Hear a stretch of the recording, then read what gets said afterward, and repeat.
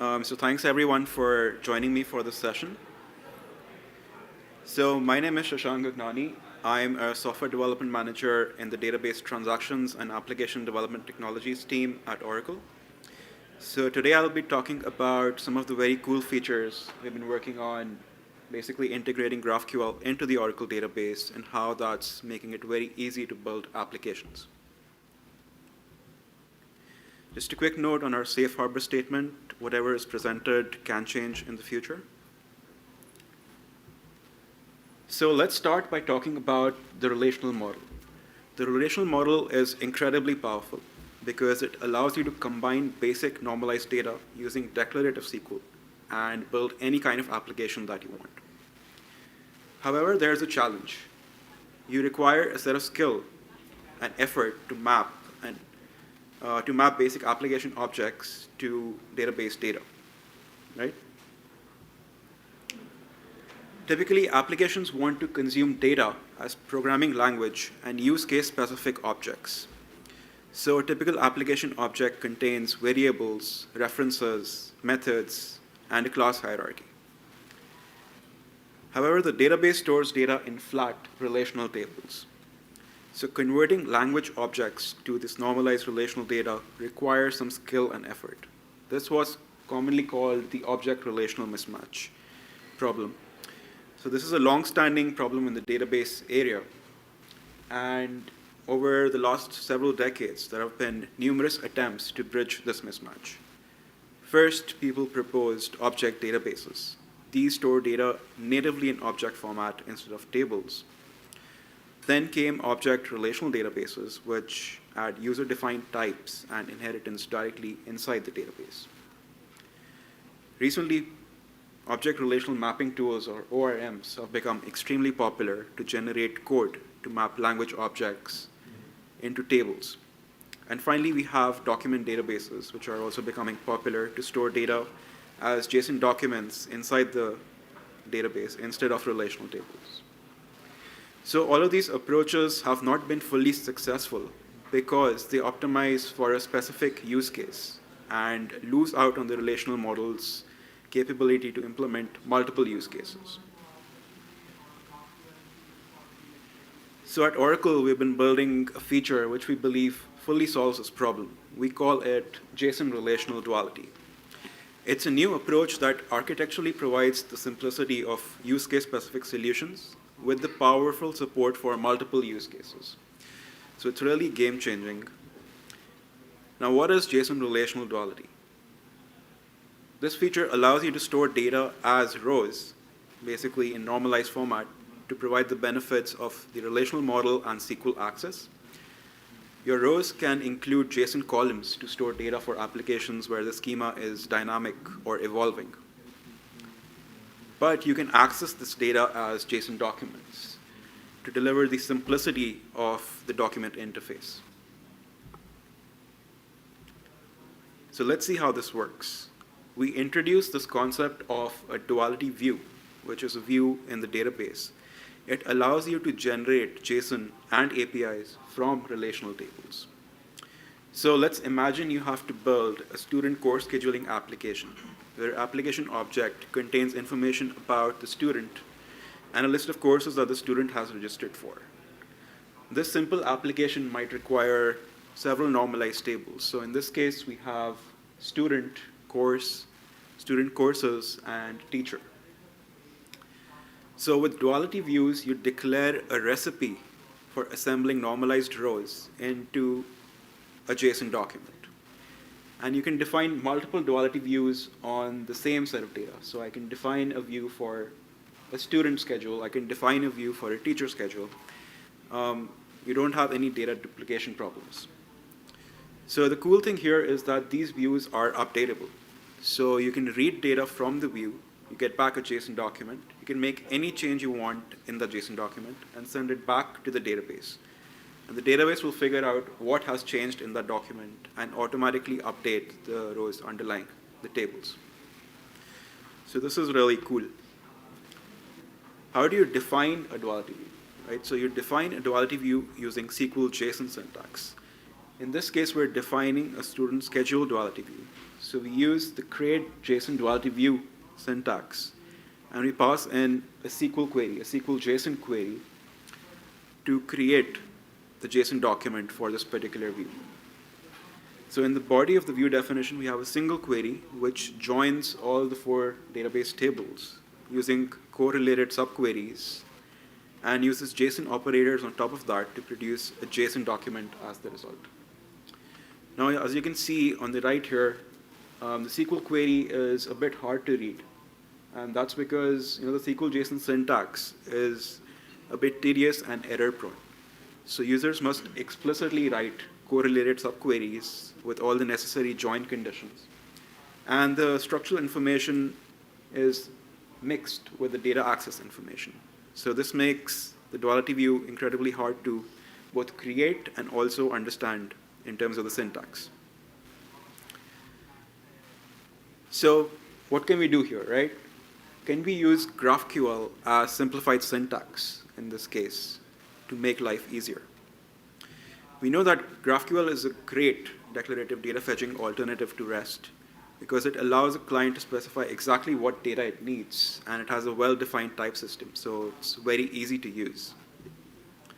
But GraphQL is also great as a simplified query language alternative to SQL because it allows a client to specify the shape of the response and avoid the complexities of SQLs. So you can avoid doing joins, doing correlated subqueries, and using complex SQL operators. Since SQL is declarative, if we are to replace SQL with GraphQL, we must use declarative GraphQL. But there are many reasons we need declarative GraphQL. In naive GraphQL, the recipe for retrieving data in the GraphQL query is often hidden inside the resolvers. This requires handcrafting of solutions, so you need to manually write your resolvers, and this increases boilerplate code, makes things very hard to maintain and version. Right? So there's lots of advantages to using declarative GraphQL. It can be very, very powerful because the recipe for retrieving GraphQL data for a GraphQL query, when you use declarative GraphQL, becomes part of the schema itself. The schema becomes self-descriptive. So this significantly reduces boilerplate code because the recipe for getting the data back for a query is part of the schema itself. So it's easy to offload entire subgraphs to the corresponding data sources. And since you write less code, everything is easy to maintain and version. So how do you use declarative GraphQL? What's the solution? You can do this by having use case specific data definition directives. And I'll list out a few examples here. So you can use @link to specify the keys to join 2 different types or tables. You can use @generated to specify expressions for computed fields.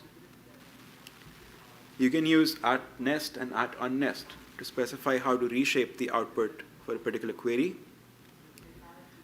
You can use @insert, @update, and @delete to specify updatability or access control for specific fields or sets of fields. And you can also do filtering using the check argument within queries. The advantage of all of this is that these can be easily converted to SQL expressions, which can be offloaded to the database. So this is really cool. Now that we've decided to use declarative GraphQL for duality views, let's talk about how you can build the graph and the GraphQL schema corresponding to the database schema.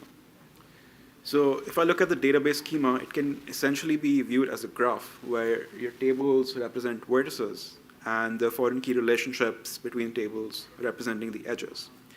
So for my simple example here, I can build the graph that you see on the right.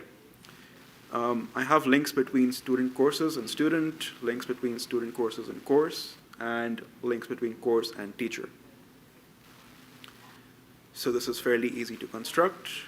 We know that GraphQL is strongly typed, so querying the database using GraphQL requires specifying types for each table. And now the Oracle database can automatically derive the GraphQL schema for a given relational schema. How do you do this? You use the get GraphQL schema function in the DBMS JSON Duality PL/SQL package to achieve this. You pass in a relational schema name, and the database will automatically introspect the relational schema and build the GraphQL schema corresponding to every relational table. So in this case, I get back types for all 4 tables. So my teacher type contains scalar fields corresponding to the columns in the teacher table. And since it is linked with courses, it contains a courses array. Similarly, for student, I get back a type that contains scalar fields mapping to the columns of the table. And since student is linked with student courses, I get back an array of the student schedule. Similarly, you get back types for the other 2 tables as well. So this is great. Now that we have our data definition directives and our GraphQL schema, we are ready to create a duality view using GraphQL. So you use the same create JSON duality view syntax to create this view. And now instead of a SQL query within the body of this view, we have a GraphQL query within the body. And the great thing about using GraphQL is that the definition mirrors the output format that you get back from the view. So this makes things incredibly easy to use because you simply define the view based on what you want the output to look like. And the cool thing is that the database automatically figures out how to join the tables based on the foreign key relationships that have been defined inside the database. So let's see how this works. Within the GraphQL query, you specify which tables you want to pull the data out of. In this case, I am selecting data from all 4 tables. You specify which subobject each table maps to. Within a subobject, you can choose which columns to select inside the view and which fields they map to. You can choose a subset of columns from the table. You do not need to select out all the columns. You can also specify the output shape by using the @nest and @unnest directives. So in this case, I am unnesting course and teacher information so that they have appearing in the same level as the student courses object.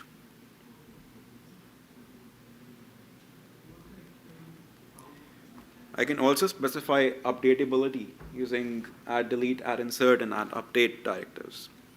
So in my example, I have a student schedule, so I want the student to be able to add and remove courses from their schedule, but not update the course information or the teacher information. So I simply only mark the student course level as updatable. I can also specify filters by using the check argument for each table. In this case, we're basically filtering out documents and only selecting out documents where the major is physics.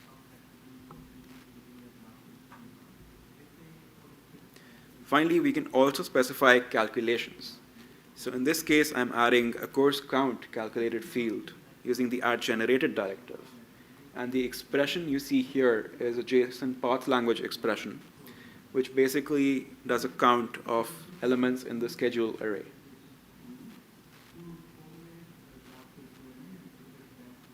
So this is really cool. But with Oracle Database 23 AI, we're taking things one step further. So now, the database understands GraphQL. So you can run GraphQL queries directly against the database. The database includes a built-in GraphQL parser, and you can run GraphQL queries directly against the database using a new GraphQL table function. And since the GraphQL query is embedded within a SQL statement, you can use your favorite existing SQL tools to query using GraphQL. So you can choose between SQL and GraphQL based on application requirements. No need to decide between one or the other, which is really cool. So how does this work? So you can write a SQL statement that looks like this. You use the table function called GraphQL, and you say select star from GraphQL, and pass in the GraphQL query within that as a string. And the database understands this GraphQL query, and it returns the response as shown on the right.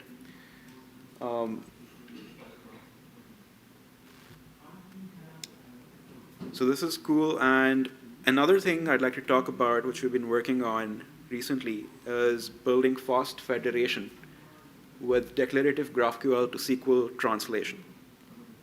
So the figure on the right you see here shows our vision for building this federation gateways. You can have multiple subgraphs backed by different data sources. So you can have database backends, you can have REST-based backends, you can have GraphQL backends. And the idea is that each subgraph is built declaratively, and subgraphs are stitched together also declaratively. So to enable this, we now allow you to translate a GraphQL query to a single SQL query. The SQL query is semantically equivalent to the GraphQL query. And not only does it return data in exactly the same exact data, but also returns data in the same format. So by converting GraphQL to SQL, you don't need to write custom code to optimize GraphQL queries. You can leverage decades of work on SQL query optimization. So in addition to that, you can leverage the benefits of relational storage and avoid the need to build complex GraphQL resolvers. And by translating to a single SQL query, you can resolve an entire subgraph in a single database round trip. So this avoids the higher network cost common with bespoke GraphQL resolvers and also the common N+1 problem. So how does this work? You use the new GraphQL to SQL PL/SQL function in the DBMS JSON duality package, which is coming soon. And you pass in the GraphQL query as a string in this function. And this gives you back a translated SQL query, a single SQL query, which uses correlated subqueries to join all these tables and uses JSON operators on top to get you back a JSON result. The translated SQL query contains auto-inferred join conditions based on foreign key constraints defined in the database already. And for cases where you don't have constraints defined in the database, we have a new directive called @link, which can be used to specify the join conditions. So in this case, assuming that there is no foreign key constraint between student courses and course, I can specify the @link directive and specify which columns I want to join from in the student courses table and which columns I want to join to in the course table. So this makes things declarative and very easy to use.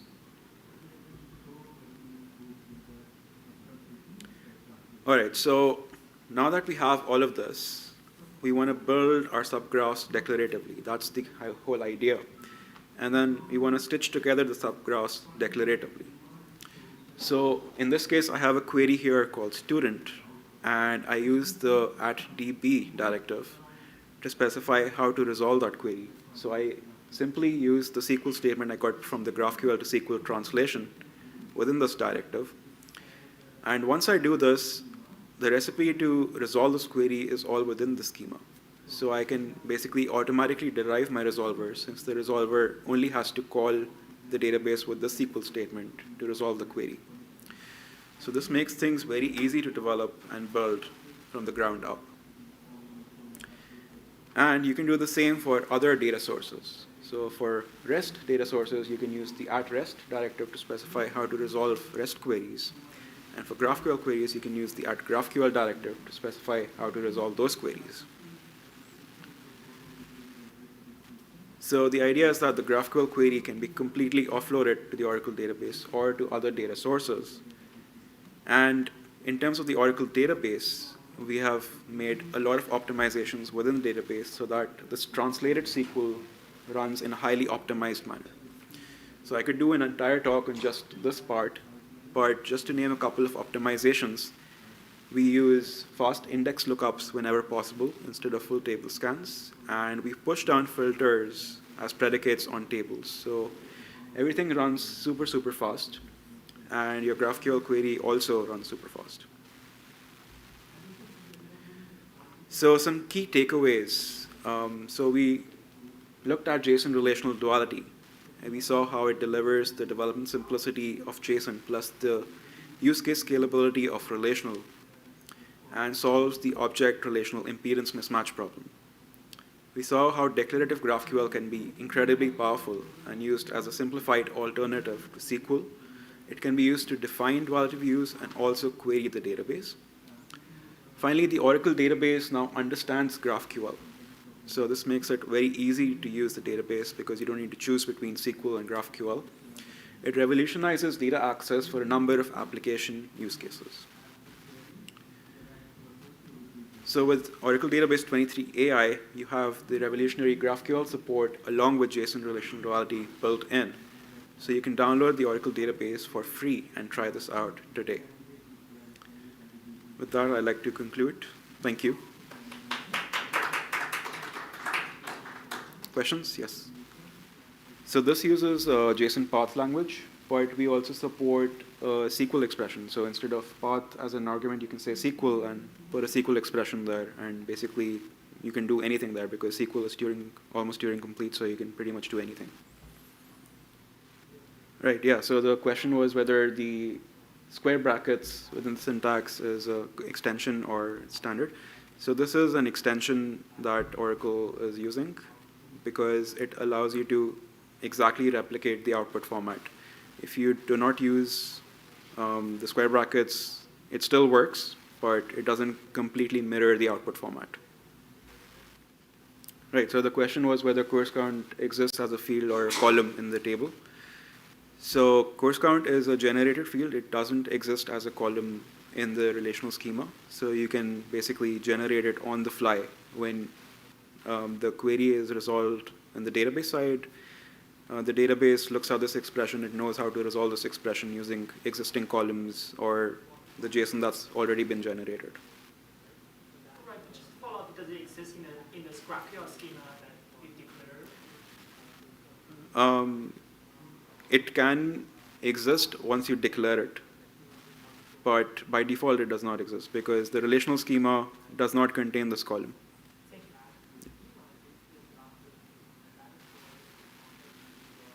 you. Any other questions?